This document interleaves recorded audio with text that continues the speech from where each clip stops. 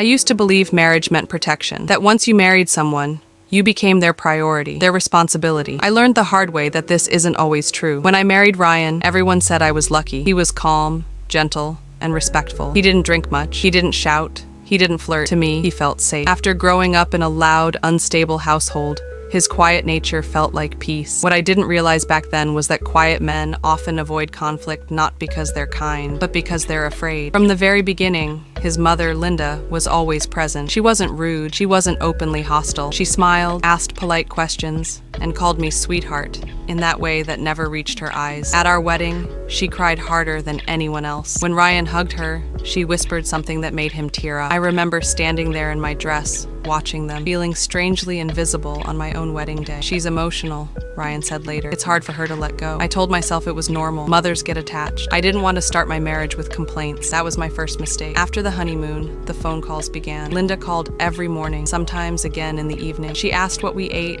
what time Ryan woke up, how much sleep he got. At first, I thought she was just caring. Slowly, it began to feel like monitoring. When Ryan suggested we move closer to her house to save money and help her out, I hesitated. I liked our small apartment. It was ours, private, peaceful, but Ryan looked hopeful. She won't be around forever, he said, and she really needs me. So I agreed. We moved into her house. That was the day my marriage stopped being mine. Linda's house was spotless, organized, and silent. Everything had its place, including people. From the first week, I noticed how things worked. She controlled the kitchen. She controlled the grocery list. She even controlled when the washing machine could be used. If I cooked, she corrected me. If I cleaned, she inspected it. If I rested, she commented. Ryan noticed it all. He just never said anything. That's just how she is, he'd whisper. She doesn't mean harm. Slowly, I stopped speaking up. I didn't want to be the difficult wife. I didn't want to be the reason Ryan felt torn between me and his mother. So I adapted. I made myself smaller, quieter, easier to manage. Months passed, and I felt like a guest in my own marriage. The real damage started when money became involved. Before marriage, I had a decent amount of savings. I worked hard for it. It was my safety net. One afternoon, I opened my banking app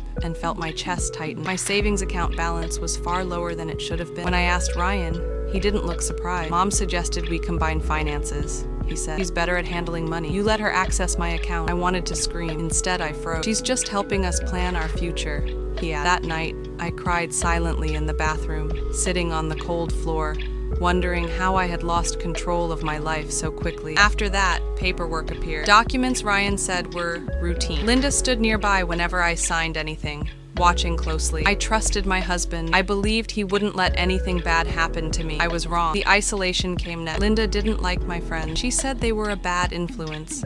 She criticized my parents, calling them too emotional and unnecessary. Eventually, I stopped calling home. I stopped answering messages. I was embarrassed, ashamed. I didn't want anyone to know how trapped I felt. The night everything collapsed, the house was unusually quiet. I went downstairs for water when I heard Linda's voice coming from the study. It was low. Careful. He's ready, said. She trusts him completely. Another woman laughed soft. My heart started pounding. I stood frozen in the hallway as pieces of the truth came together. Ryan was having an affair. Not secretly. Not shameful. Approved. Encouraged. Planned. She's not strong, and Linda said. She never deserved you. I walked back upstairs like a ghost. The next morning, I confronted Ryan. He didn't deny it. She understands me, he said quietly. And Mom thinks she's better for me. I waited for guilt, for regret, for apology. None came. Within weeks, everything was taken from me. My access to money disappeared. Accounts were locked. Documents appeared that I didn't remember signing. Ryan moved out with her. Linda handed me a suitcase like she was doing me a favor. You'll be fine, she said calmly. You were never meant for this family. I walked out of that house with no husband, no home, no identity. That night, I sat at a bus station bench with my suitcase beside me, staring at nothing. I hadn't spoken to my father in months. I didn't want him to see me broken, but I called him anyway. He died.